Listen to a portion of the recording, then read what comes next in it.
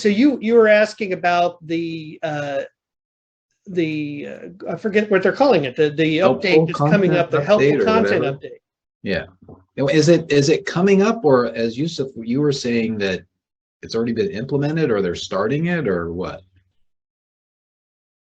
Yeah, so they announced it and they said they'd start it soon. So soon is now. Okay.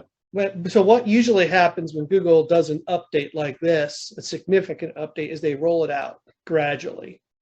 So some websites might be seeing it now, but by a certain amount of time, everyone's going to be under it. And there's all kinds of technology reasons why you'd roll it out in case something goes wrong. They can identify the problem.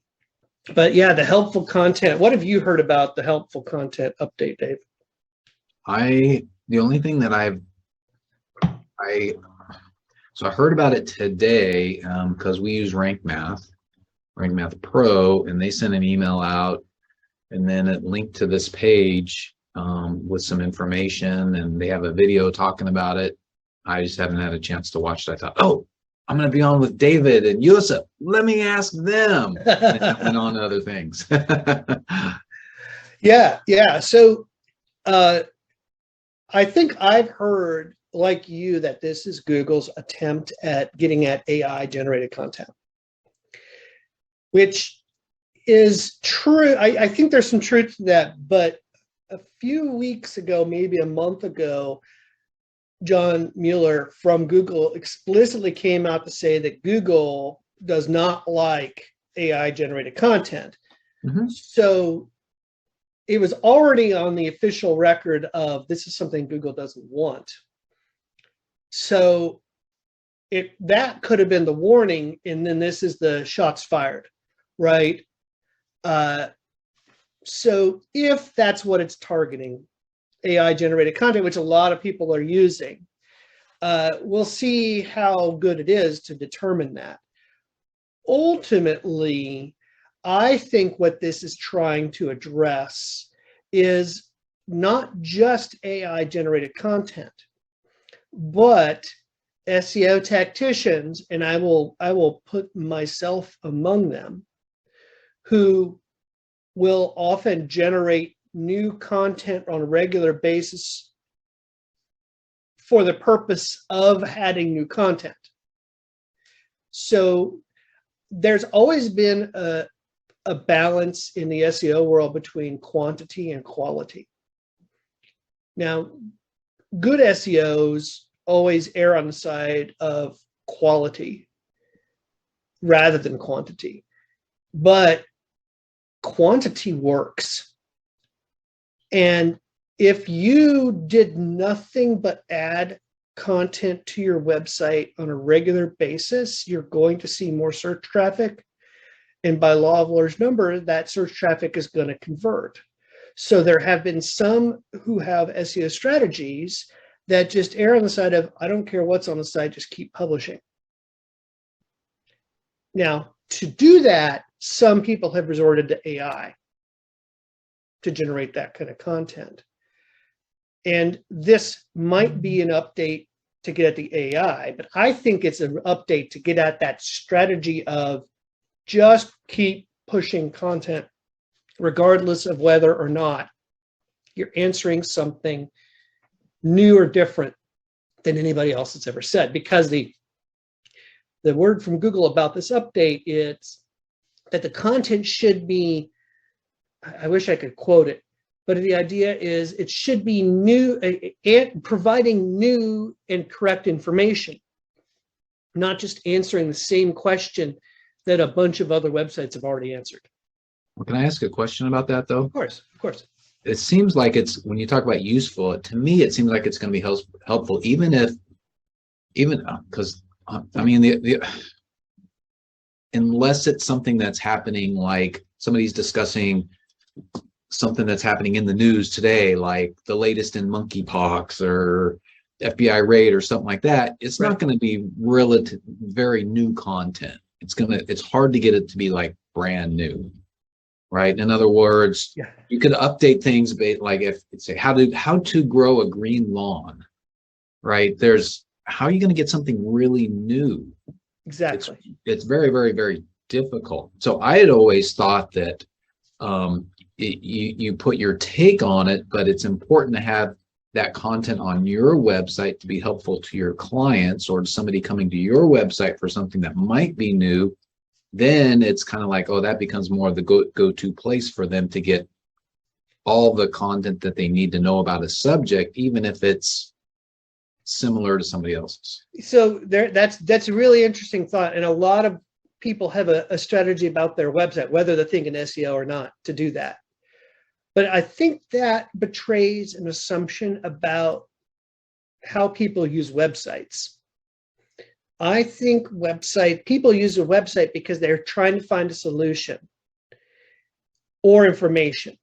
So if they find the solution, they're not probably spending time going through the blog. Maybe they're using the blog to verify the credibility of a business to see if they're accurate or something. But people don't like the RSS feed, right? Remember the RSS feed in Google Reader.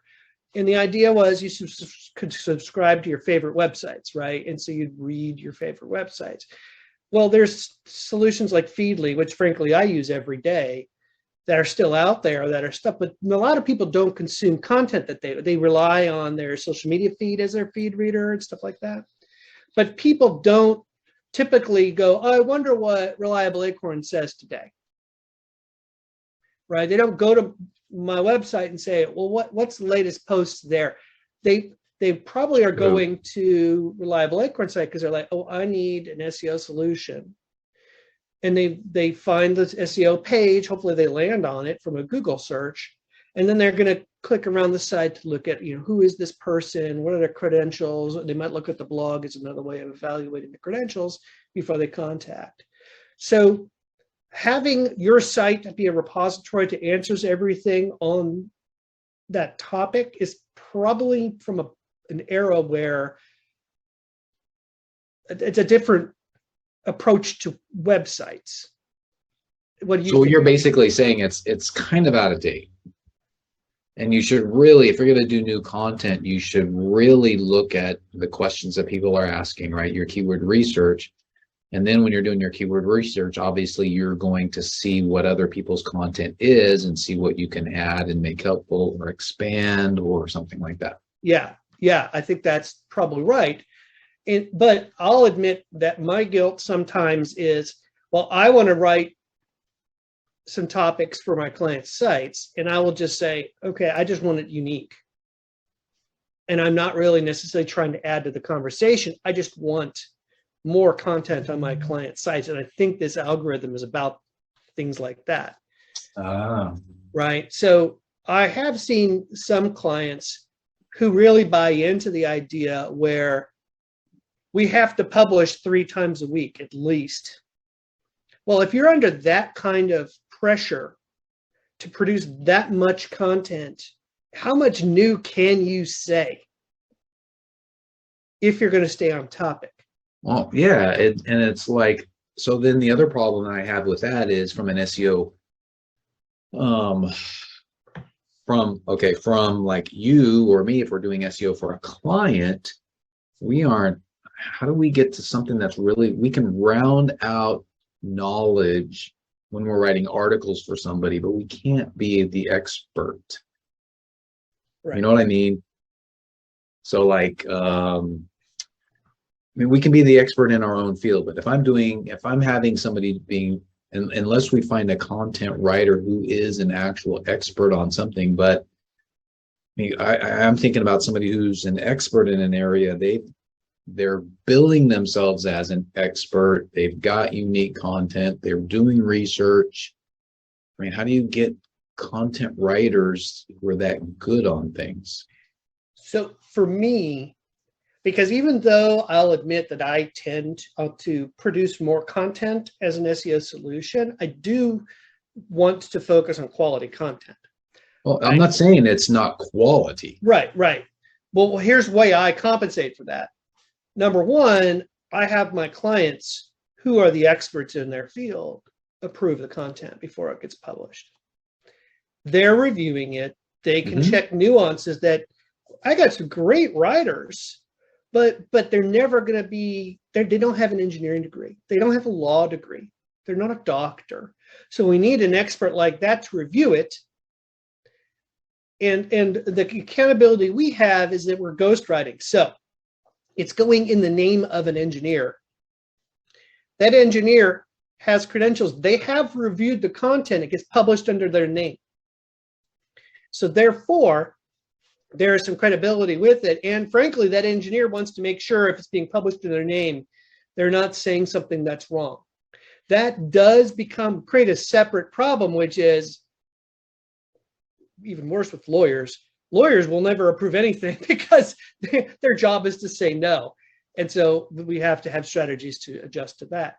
But that's one way I try to make sure that the content we're publishing for our clients is always the highest quality, because we're never publishing under an anonymous name. We're publishing under the name of someone at that organization, and we want their approval of the content before it goes live. Yeah, Because we're of doing that, the they same will thing. make sure it's accurate. We're doing the same thing. I think then what I need to do is make sure that I remind my client, make sure that you review this for accuracy. Please add a little bit here and there. Maybe put a slightly different take on it, word it a little bit differently, add appropriate terms, better terms, because you guys are the experts. So in other words, I guess maybe the approach is, hey, we're going to do 95% of the content writing for you. So I would say it this way. I would say, hey, client, we're going to publish this under your name as the expert. We want it to reflect you in the best possible light. I don't know how valuable it would be to ask them to add stuff, because then you get into, well, okay, I'm not going to be able to publish it because I'm waiting on, and they don't really know what to add. But like catch things like, one time I wrote an article for a client and we mentioned the Red Sox, and they're like, how dare you? I'm a Yankees fan. Okay, that's one of those little details that the client's colleagues might notice if we got wrong. So we did correct it and we changed it to Yankees, just so if anybody read it under the client's name, they would know that. But I hesitate to ask clients to add stuff, because there is a balance, right? We want quality, but we do need some sense of quantity as well. We could wait forever to publish the perfect post, but at a certain point, we get a diminishing returns if we only publish one a quarter, because we have to wait that long to get it perfect. Yeah, I hear you. Yeah, we right? have that. Okay. So that's one of the things that this is updating, more than AI, but like accuracy. We've known lately that Google, from the MUM update, the algorithm to a degree is able to judge the veracity of a post. In other words, Google is deciding whether what you're saying is true or not. It's not just looking for words to serve up a page, it's evaluating the accuracy. So this becomes very interesting in a world where opinions and politics get conflated at times. And, you know, it becomes a real challenge, because how does the algorithm decide the accuracy, especially on controversial things? But it just reminds us that Google is not just looking at keyword density on a page to decide to serve something. It's actually looking at content and saying, well, what's this about? That's called the entity. And it's going to compare that entity with other articles that it knows are coming from credible websites, credible based on authority, credible based on, integrity. The Harvard of that industry, if that's saying it and you are inconsistent, it's going to judge you as being false. It might not rank you because the Harvard of your industry says that's not true. Even if the Harvard of your industry is a little blind or whatever, it's interesting. But Google, this is also consistent with Google's move. For years, they've been talking about EAT. Are you familiar with the acronym? Mm-mm. So Google releases something called the manual search guidelines every now and then. And this is what manual reviewers are going through the search results and confirming, did the search algorithm get it right? And so there are people going and looking at the search results and saying, are these the 10 best websites for sure? It releases these guidelines every now and then. And in one of the guidelines is talking about expertise, authority, and trustworthiness of every page. So reviewers are expected to evaluate whether the article or page they're reading is written by an expert who has authority and is trustworthy. If that's what the manual reviewers are looking for, that tells us where Google intends the algorithm to be, right? So they also identified certain aspects of content, what they could label as your money or your life, which is things that matter as it affects individuals' life, finances, expenses, medical issues, big implication stuff. So any medical content is under incredible scrutiny. Legal content, credible scrutiny. Investment content under very high scrutiny from the Google algorithm. You compensate for your money or life content by showing your expertise, authority, and trustworthiness.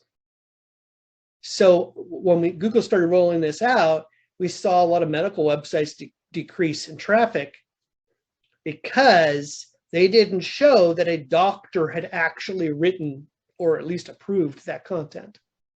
So the way to compensate for that is to assign a doctor's name to that, and therefore their professional reputation is connected to that article. But you can see where this is going into today with the helpful content update. Google has been shifting to try to make the search results more accurate for years. And in this sense, this is kind of the next iteration of this. Maybe it's focusing on AI content, but I think it's just baking in more higher expectation for the quality of the content, that it is not just the same answers that everyone else gives to the question, that you're contributing something new and it's being done by a true expert.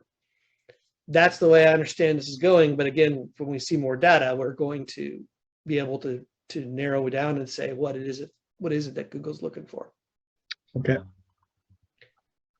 The other aspect I'll add to this is there are a whole lot of SEO tactics out there that are content related, and this may be addressing that as well. For instance, when it comes to link building, a tried and true tactic is guest blogging. You write an article for another website, and there hopefully is a link back to your website, right? That's the game. That's guest blogging. Well, sometimes that content is not that great because of various factors. Well, it's in Google's interest to not count those links if it can devalue that content, because it helps catch the guest bloggers who are not taking as much time. Or like some people who do guest blogging in a poor way will say, take the same article, what we call spin it, which is kind of rearrange it in a way and make some small changes, but republish basically the same article all over the web. Anyone will take it and get links, hundreds of links from the same content that's just been repurposed. This would address that too. Theoretically, there's a whole strategy where it's like a content syndication, where you take one article and a bunch of different websites publish the same article. Well, okay, that maybe if you're the Associated Press, that makes sense, right? But Google doesn't want to serve the same article on 17,000 websites to a user asking a question about the topic. So this may be a way of kind of addressing these kinds of things too.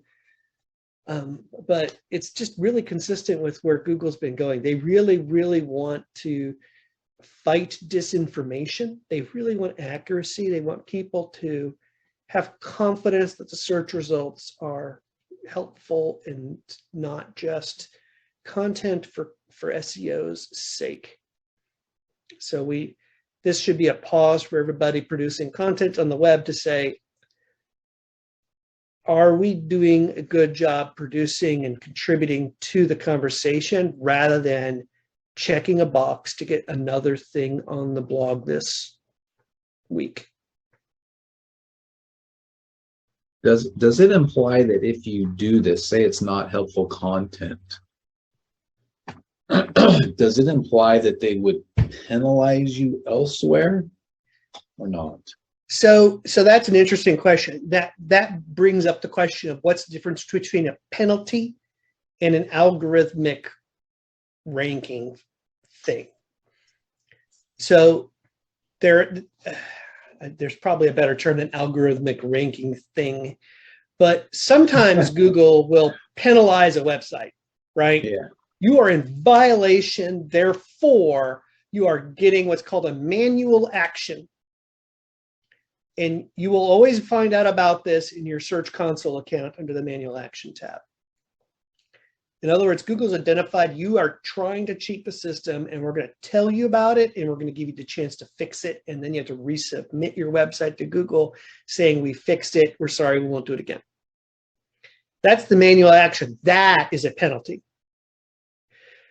When Google changes the algorithm to rate and incorporate different factors, it might appear to be a penalty, but no, it's really just a change in the algorithm. This, from my understanding, is an algorithm shift, not a penalty. But it result in it. If you aren't doing the way their new algorithm likes, then the result ends up being kind of the same. But there's a difference in the sense that if it's a penalty, if Google starts putting notifications in Search Console, you are in violation with the helpful content algorithm, then you have to submit to Google a mea culpa with the fix.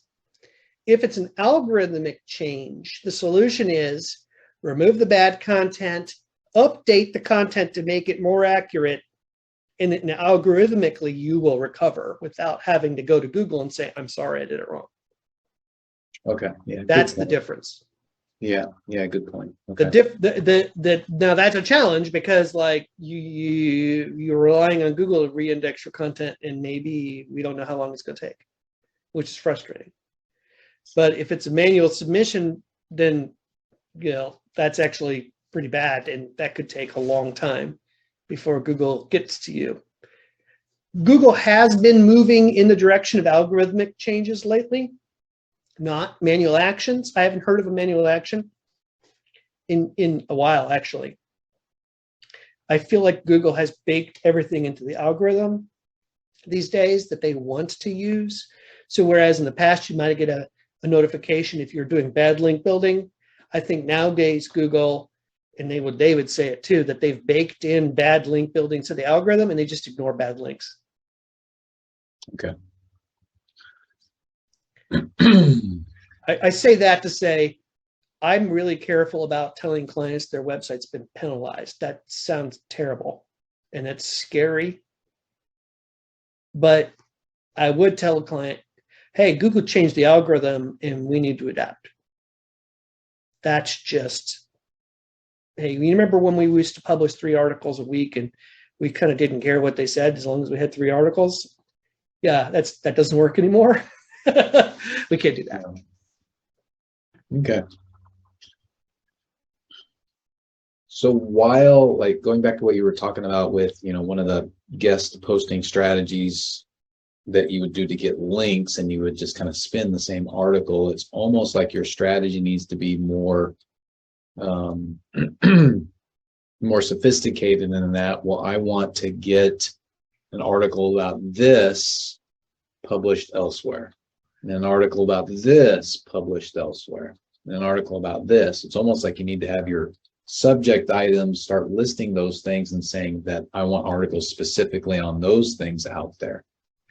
And Right. not say, hey, I want to talk to 20 different podcasters about the same exact thing. Well, yeah. So in my experience, it's really hard to get a good guest blog post, one where you're a true expert and this website's a real expert too, because they do have a real high standard for the quality of the content. But that's good, right? Yeah. That's good. That's good on lots of levels. But at the same time, it's hard to get those. Those are not very common. And so the temptation is to cut corners a little bit. And then we get into this issue of okay, how close are we to getting in trouble with Google by breaking the rules? If we're gonna, anyway, it's a tough balance. It's a little bit of a dance, but the godfather of link building, Eric Ward, used to say, if Google went away, would you still want that link? In other words, build links, good, but build links that even would benefit you whether or not Google was using links as a factor for ranking.